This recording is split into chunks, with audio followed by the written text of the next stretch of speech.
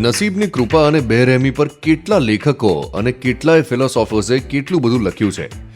So many people have tried to reason with it. નસીબ એક જ એવી વસ્તુ છે જે સારી હોય કે ખરાબ પહેલા ક્ષણે તો માનવામાં જ ના આવે. પાંડા, બંટી અને પોલીસવાળો આ ત્રણેય પોતપોતાના નસીબનું વિચારી રહ્યા હતા.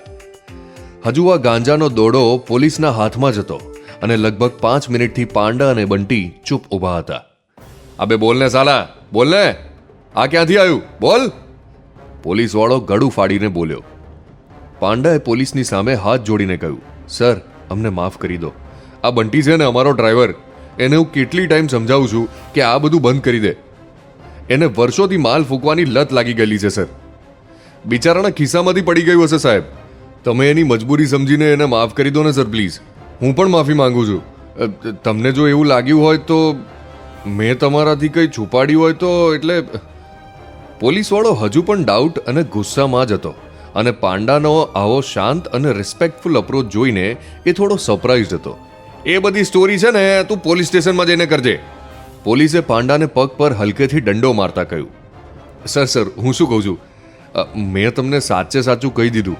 બાકી ટેકનિકલી આ ગાંજાનો ડોડો તમને અમારી ટ્રકમાંથી મળ્યો એનું શું પ્રૂફ છે? હું તમારી પોઝિશનની રિસ્પેક્ટ કરું છું અને એક સારા નાગરિક હોવા બદલ મેં તમને સત્ય જણાવ્યું. બાકી જો મારે તમારી સાથે ચાલ કપટ કરવી જ હોય તો મેં તમારો ગાંજા સાથેનો ફોટો પાડી લીધો હોત. અહીંયા વિટનેસ પણ હું અને બંટી જ તો છીએ. કોર્ટમાં તો આ વાત નહીં જ પ્રૂવ થઈ શકે ને.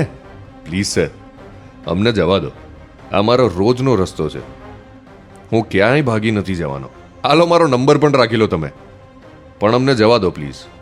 પોલીસે પાંડાનો આ સરસ મજાનો મોનોલોગ સાંભળ્યો અને જેવો આ મોનોલોગ પત્યો ને ફટ દઈને પોલીસે પાંડાને લાફો છોડી દીધો. આજ પછી મને જો તું કે આ તારો બંટી આ રૂટ પર દેખાય ને તો મરી ગયા સમજજો. તું સાચું બોલે છે કે ખોટું એ તો સમય જ બતાવશે. પોલીસે પાંડાની આંખોમાં એક ધાર્યું જોતા આ વાત કહી, સર થેન્ક યુ. હું તમારો આભાર ક્યારેય નહીં ભૂલું અને તમે જે પણ કહ્યું છે એ હું અને બંટી ચુસ્તપણે પાલન કરીશું. ટ્રક ચાલુ કરીને બંને ત્યાંથી નીકળી ગયા.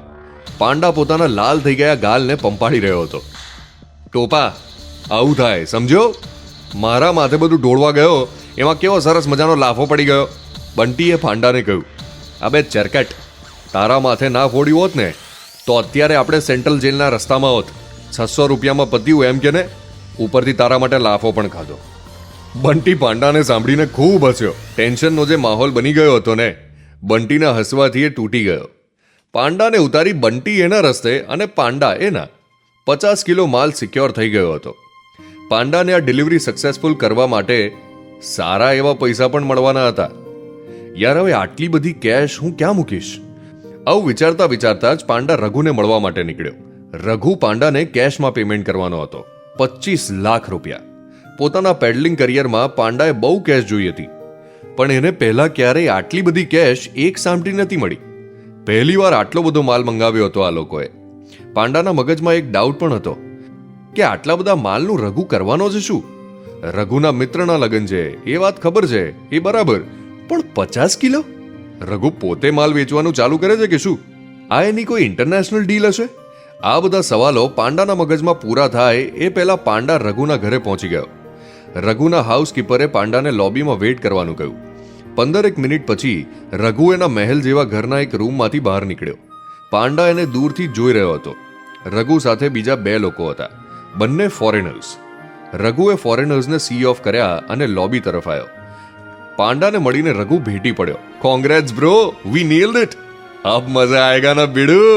આવું બોલી પાંડાને હસાવી દીધો રઘુએ. પાંડા બોલ્યો, તને કોઈ આઈડિયા નથી કઈ રીતે કન્સાઇનમેન્ટની ડિલિવરી સક્સેસફુલ થઈ છે? કેમ, એવું તો શું થયું? 2 મામાએ રોકી લીધા હતા પણ બચી ગયા. સસ્તામાં પત્યું. 600 રૂપિયા આપ્યા એને. શું વાત કરે છે? તે મને પહેલા કેમ ના કીધું? અરે ભાઈ, હું તારી પાસે જ તો આવી રહ્યો હતો એટલે થયું કે પછી હવે મળીને જ વાત કરું. પાંડાએ રઘુને આખી સ્ટોરી કીધી. પાંડાના મોનોલોગ પછી પોલીસના લાફાવાળી વાત સાંભળીને રઘુ ખૂબ હસ્યો. એને પાંડાને કહ્યું કે આવું ક્યારે પણ થાય તો એ કમિશનર કે મેયર સાથે વાત કરાવી દેશે. પાંડા બોલ્યો, યાર, તારા કનેક્શન્સ બહુ સ્ટ્રોંગ છે એ મને ખબર છે, બરાબર, પણ આવી વાતો જો ગવર્મેન્ટ ઓફિશિયલ્સને ખબર પડે તો પછી ભલે ને આપણે છૂટી જઈએ, આપણા ધંધાની તો બૂમ પડી જાય ને. આજે જો મેં તને કોલ કર્યો હોત તો કમિશનર કે મેયરને ખબર પડી જ જાત કે પાંડા નામનો એક માણસ ખોટી આઈડી પર શહેરમાં એક ઇલીગલ જોબ કરી રહ્યો છે અને એનું ડ્રગ્સ જોડે કંઈક તો કનેક્શન છે જ. અરે ઓ એથિક્સના કમિશનર, તને કોઈ આઈડિયા છે કે દુનિયામાં કયા લેવલના કાંડ ચાલતા હોય છે?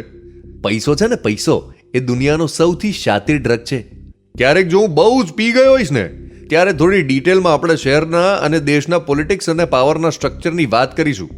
અત્યાર માટે ખાલી એટલું સમજ કે કોઈ પણ જગ્યાએ તને રોકે તો સીધો મને ફોન કરી દેજે. આ લોકોના સામે તો તું સારું જ કામ કરી રહ્યો છે, લોકોને ખુશી આપે છે. These bureaucrats and politicians have blood on their hands ભાઈ. રઘુ પાંડાને આ વાત કહી રહ્યો હતો અને પાંડાએ એની વાત કાપી.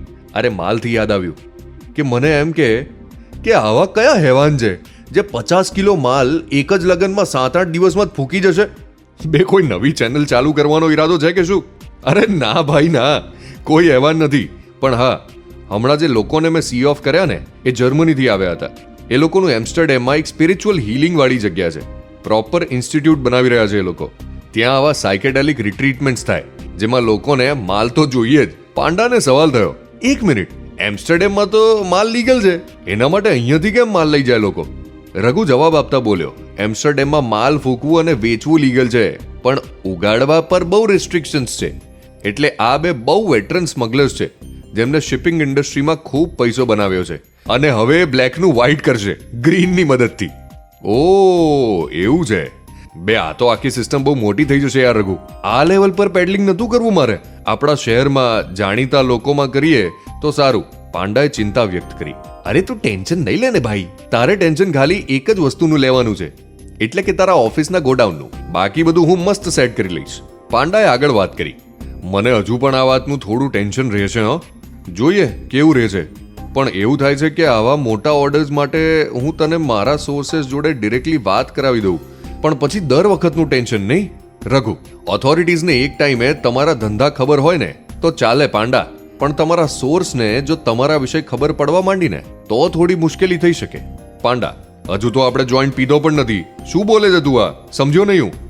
રઘુ, અરે પાંડા, તું મને એમ કે આ પેડલિંગની આખી ગેમમાં સૌથી વધારે લેવરેજ કોનો? પાંડા, આમ તો ડિમાન્ડ કરનારા અને સપ્લાય કરનારા આ બંનેનો ઇક્વલ લેવરેજ જ હોય. રઘુ, ડિમાન્ડ તો છે જ ને, તો અગર ડિમાન્ડને બાજુ પર મૂકે તો પ્રોડ્યુસર પાસે સૌથી વધારે લેવરેજ છે. અમુક ફાર્મર્સને આ વાતની ખબર હોય છે, એટલે સોર્સને મૂર્ખો માની આપણે જો એવું બતાવીએ કે એનો માલ મોટા મોટા શેઠિયાઓને ત્યાંથી જઈ રહ્યો છે તો આપણને એ કંઈક અલગ જ રેટ ઉપર વેચશે. પાંડા, યાર જો આવો સીન ફરી કરવો હોય ને તો આપણે ટુકડામાં કરશું. રઘુ, હા હું પણ એ જ વિચારી રહ્યો હતો. રઘુ અને પાંડા વચ્ચે થયેલું આ કોન્વર્ઝેશન પાંડાના ફ્યુચરની વાસ્તવિકતા નક્કી કરવાનું હતું. પાંડાને ખબર હતી કે એને લીધેલું ડિસિઝન હવે બીજી ઘણી બધી વસ્તુઓને મોશનમાં મૂકવાનું હતું. યુરોપથી રવાના જર્મન ભાઈઓના કન્ટેનર શિપ્સનું મોશન, પાંડાને જે સોર્સ છે એના ત્યાં લેબરર્સનું મોશન, પાંડાના હૃદયનું અને રઘુના મગજનું બધાનું મોશન, પાંડાના કરેલા નિર્ણયોનું આજ તો પરિણામ હતું. પાંડાને 2 મિનિટ એવું પણ થયું કે એને પહેલી જ વારમાં આવા મોટા કન્સાઇનમેન્ટ્સ લેવાની ના પાડવાની હતી. પણ હવે તો તીર બાણમાંથી છૂટી ગયું છે. માલનું તો સેટિંગ થઈ ગયું, પણ હવે પાંડાને આ 25 લાખ રોકડાને પણ ઠેકાણે કરવાના છે. પાંડા આના માટે પણ રઘુની મદદ લઈ શકતો હતો, પણ પાંડાના પૈસા અંગે નિયમો ખાસા કઠણ છે પાછા. એના માલ વેચવાના નિયમોની જેમ બદલાતા નથી રહેતા. પાંડા પોતાના પૈસાની ખબર તેના જમણા હાથને પણ નતો પડવા દેતો. નાની ઉંમરમાં જ્યારે પાંડા આ શહેરમાં આવ્યો હતો ને ત્યારથી એને શીખી લીધું હતું કે પૈસા વગર ચાલશે નહીં અને પૈસા બનાવવા હશે તો સિક્રેટલી બનાવવા પડશે, કોઈને કીધા વગર. પાંડાએ ફેક આઈડી પર બેંક એકાઉન્ટ તો બનાવી લીધું હતું, પણ એમાં ખાલી એની જોબની સેલેરી આવતી. કોઈ પણ શંકાસ્પદ ટ્રાન્ઝેક્શન ના થાય એના માટે પાંડાએ માલ માટે ક્યારે બી કેશ સિવાય કંઈ પણ નથી લીધું. હવે પાંડા આ 25 લાખને ક્યાં મૂકશે? બ્લેકના વ્હાઇટ કરશે? ક્યાં છે પાંડાની આટલા વર્ષોથી જમા કરેલી કેશ? એક એક કરીને બધું જ કહીશ તમને. મિર્ચી પ્લસની સસ્પેન્સથી ભરપૂર પેશકશ પેડલરની સ્ટોરી એક બહુ જ ઇન્ટરેસ્ટિંગ મોડ પર છે. આગળના એપિસોડ્સમાં ઘણા રહસ્ય ખુલશે. સાંભળતા રહો.